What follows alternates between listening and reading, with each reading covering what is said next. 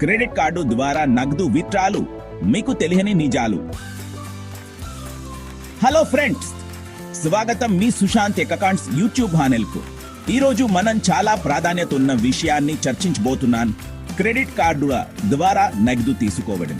మీరు బయట కొన్ని షాపుల వద్ద క్రెడిట్ కార్డుతో నగదు ఇస్తాము, తక్కువ ఛార్జీలు అంటూ ప్రకటనలు చూస్తుంటారు కదా.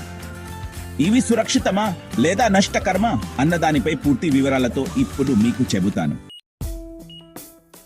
ఇవాళ మనం చూస్తున్న సమస్య ఏమిటంటే, కొన్ని షాపులు లేదా వ్యక్తులు క్రెడిట్ కార్డు ద్వారా నగదు ఇచ్చేందుకు ఫేక్ లేబుల్స్ వాడుతున్నారు. రెంటల్ ఫీజు, స్కూలు ఫీజు లేదా షాపింగ్ బిల్లు పేరిట ట్రాన్సాక్షన్లు చూపిస్తారు.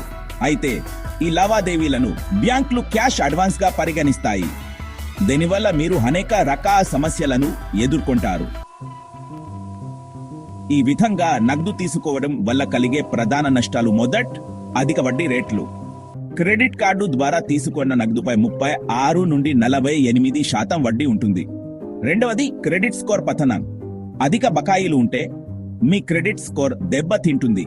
దీని ప్రభావం మీ భవిష్యత్ రుణాలపై ఉంటుంది. మూడోది, పన్ను ఎగవేత కేసులు. ఫేక్ లేబుల్స్ వల్ల ఆదాయపు పన్ను ఇది మనీ లాండరింగ్ గా పరిగణించవచ్చు. చివరగా, బ్యాంక్ చర్యలు. బ్యాంకులు మీ ట్రాన్సాక్షన్లను సస్పెండ్ చేయడం లేదా క్రెడిట్ కార్డును బ్లాక్ చేయడం జరుగుతుంది. ఇవన్నీ మన ఆర్థిక పరిస్థితిని మరింత కఠినతరం చేస్తాయి. ఇది కేవలం ఒక ఆర్థిక సమస్య మాత్రమే కాదు, చట్టపరమైన సమస్య కూడా. ఆర్బీఐ నిబంధనల ప్రకారం క్రెడిట్ కార్డు నగదు వాడకం కోసం ఈ తరహా డ్రింక్స్ చట్ట విరుద్ధం. మనీ లాండరింగ్ కేసులలో మీరు పెద్ద శిక్షకు గురయ్యే అవకాశం ఉంది. అందుకే ఈ విధమైన లావాదేవీలకు దూరంగా ఉండండి.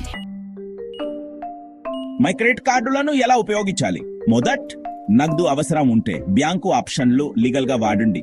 రెండోది, పరిశీలించి వినియోగించండి. తగిన ఛార్జీలు, వడ్డీల గురించి పూర్తిగా తెలుసుకోండి. మూడోది, బాధ్యతగా ఉండండి. క్రెడిట్ కార్డు ట్రాన్సాక్షన్లను స్వచ్ఛంగా ఉంచండి. ఈ చిన్న జాగ్రత్తతో మీ ఆర్థిక భవిష్యత్తును మరింత సురక్షితంగా ఉంచుకోవచ్చు. మీరు ఈ అంశం గురించి ఏదైనా సందేహాలు ఉంటే కామెంట్ ద్వారా అడగండి. మా వీడియో ఉపయోగకరమని అనిపిస్తే లైక్ చేయండి, షేర్ చేయండి, మా ఛానల్ ను సబ్స్క్రైబ్ చేయండి. ఇంకా ఆసక్తికరమైన ఫైనాన్స్ వీడియోల కోసం సుశాంత్ అకౌంట్స్ చూడండి.